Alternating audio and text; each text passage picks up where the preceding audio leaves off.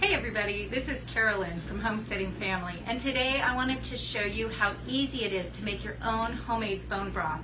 Now, bone broth is good for so many things. It's great for your skin, it's good to reduce inflammation, it's really good to heal digestive issues. But today we're really going to be using it to boost our immune function. There's a cold going around right now, and we are working really hard to avoid it. There's a few people in the family feeling like they're starting to fight it a little bit. We're taking all sorts of great herbs to up our immune systems, but we're going to give us a little extra boost with this great healing bone broth. So I have here some of our amazing home-raised, home-butchered, free-range chickens. And when I say free-range, I mean seriously free-range. They ranged over several acres, feeding themselves for a major part of their diet for most of the summer on fresh green grass and all the plants and all the bugs. Very, very healthy birds. So this is the kind that you want. You want healthy birds. If your chickens aren't healthy, guys, your bone broth isn't going to be healthy. Don't go buy the toxic store-bought, like regular old chickens and expect that you're going to get some amazing health benefits out of it. You will leach out all of the toxins into your broth, and then you'll be feeding your body a bunch of toxins. And I'll tell you what, that's not going to help your immune system.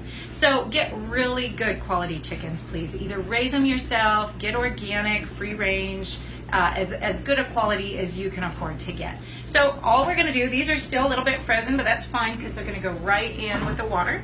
So we're going to just put this in my nice big pot. This has the colander basket on it to make it really easy to strain out the chicken later, because we're only going to cook the chicken for a little bit with the meat on. Then we're going to pull that out and we're going to debone the chicken. We're going to save that chicken, use it for some tacos or enchiladas, save a little bit of that to go back into a good chicken noodle soup. And then we're going to put the bones back in and let the bones all by themselves cook back down. And that's going to just be pulling out all of the minerals in there, and oh, it's going to make it so good. So something that I've done for years is every time I'm chopping up some onions or carrots or celery, I just stick the ends, the skins, all the parts that you don't want to use in a bag in the freezer, so that every time I go to make broth, it's right there, really easy to go. I don't need to use a whole onion. I can just use the ends and the skins. This is all going to be strained off. You're not going to eat the skins, but it's going to help suck all the good stuff and all the flavors and all the health properties out of these onions. And so you're saving a lot of money, because I don't need to use a whole onion for this. I can just use my onion skins. So this bag has some celery, some carrots, some onions, and I'm just going to go ahead and just drop that all right on in to my pot here. Some other things that are so good in that, for some more health properties, we've got a cayenne. Now, we've got little kids in the house, so I'm only going to put one in because I don't want to make this too spicy for them. A little bit of bay, just a couple bay leaves. There's no exact recipe, guys. There's so many ways and so many recipes to make bone broth. Just use what you have on hand. It'll be great. It's amazing how good this stuff is. Ooh, I love a bunch of peppercorns, so we have a bunch of those, so I'm going to put those in. Here is some garlic. This is an elephant garlic that started to dry out, and we just don't want to chop it and eat it. So that can just go right in. It's not moldy. There's no mold on it. You wouldn't want that in your pot, but just dried is fine. So we're going to put all that in, a little bit of garlic skin in there. And then in order to really leach the minerals out of those bones, you want all the minerals you can get, all that good stuff, we're going to put in a little bit of apple cider vinegar. This is about a 3-gallon pot, so you know, for me, I'm going to use about 3/4 to a cup of apple cider vinegar. If you don't like apple cider vinegar, you don't like that flavor, leave it out and just boil it a little bit longer. Simmer it down a little bit longer and it'll still get the stuff out. But this is going to help really pull that out a little bit faster. So some apple cider vinegar.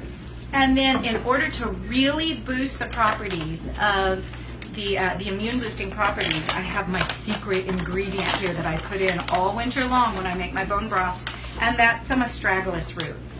Astragalus root is pretty easy to find through an herb supplier. You're not going to find it at the grocery store.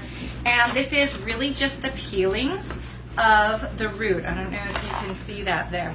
Let me hold it a little bit closer. And they're just, you know, kind of like sticks at this point. And this is such an amazing immunomodulator. It's really going to up your immune system. It's gonna make this just really give you that boost that you need to ward off any colds, to get over any colds. This is really healthy. So you can't taste this.